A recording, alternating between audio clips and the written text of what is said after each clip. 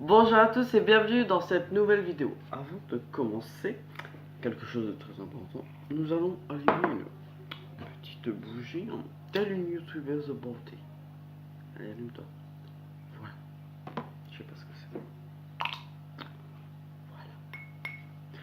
Je la pose là et on peut commencer. Et derrière moi, je sais un aquarium d'eau chaude, donc c'est pour ça qu'il est vide.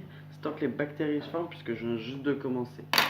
Donc aujourd'hui, j'avais envie de vous parler des voyages dans le temps. Donc, sans plus parler, je vous laisse avec la suite.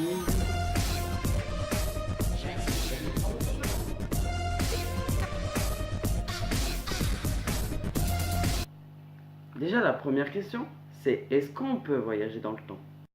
Il y a deux façons de dire voyage dans le temps. Soit voyage dans le temps, soit voyage temporel. Donc ça c'est un peu scientifique tout ça. Donc ça, on va pas trop s'y attarder. Donc sur ce sujet, nous avons des livres, des films, et font réfléchir beaucoup de scientifiques. Donc ils travaillent toujours dessus. En physique relativiste, on place la dimension du temps sur le même plan que les dimensions spatiales. Quand on rassemble tout, nous le nommons espace-temps. Et suivant l'hypothèse, on pourrait se déplacer sur l'axe temporel aussi bien qu'on se déplace sur les axes de l'espace. N'a rien d'absurde. Tout ça est vraiment prouvé. En commençant de là, on pourrait voyager dans le temps en deux possibilités. Voyage dans le futur ou voyage dans le passé.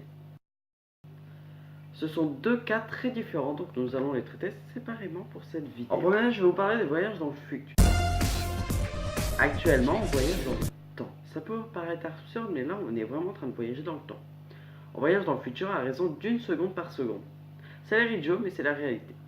Le temps qui passe n'a rien qu'un voyage inlassable le long de l'axe temporel, du passé vers le futur en restant sur l'instant présent. Compris? Par exemple, là, si je prends ce livre, voilà, je le pose, c'est du passé, et là, non, on part dans le futur, mais là, on est au présent. J'espère que je vous ne perde pas, j'espère. Et si on arriverait à avancer de 2 secondes chaque seconde, mais pas votre ami, c'est-à-dire que vous êtes en train de parler à un ami, vous avancez de 2 secondes et lui d'une seconde. Du coup, vous saurez le passé. Et en fait, vous vous déplacerez sur l'axe temporel. Mais vous saurez le futur de votre ami. C'est-à-dire que la seconde précédente, vous savez ce qu'il allait dire. Vous savez ce qu'il va faire. Voyager dans le passé.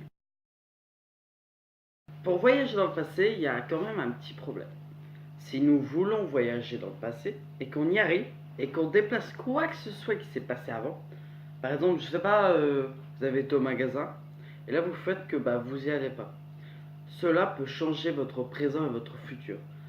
Par exemple, prenons l'exemple que vous allez lors de votre rencontre entre votre père et votre mère et que vous faites tout tomber à l'eau, quoi. Ils peuvent plus se rencontrer parce que voilà, il s'est passé quelque chose. Ça voudrait dire que là vous avez modifié votre présent et votre futur. Vous n'existez plus, il n'y a plus de frère, il n'y a plus rien. Et tout est modifié. C'est dans le voyage vers le futur. C'est le plus gros exemple et le mieux dit qu'on peut imaginer. Après, c'est un paradoxe très connu dans le domaine du voyage temporel qui se nomme paradoxe du grand-père. Ce paradoxe empêcherait donc totalement le voyage dans le passé?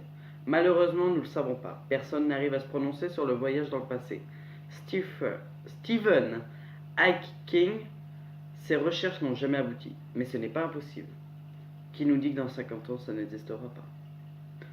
Donc voilà, c'est tout pour moi. J'espère que cela vous a plu. Les deux prochaines vidéos vont être assez longues à sortir, mais c'est parce que c'est des grosses vidéos qui me prennent beaucoup de temps, donc il faut vraiment que je sois organisé, que je trouve des candidats qui veulent bien y participer. Il faut aussi que je demande à des gens qui m'enregistrent des trucs, tout ça. Donc voilà, je les remercie déjà de participer à l'avance.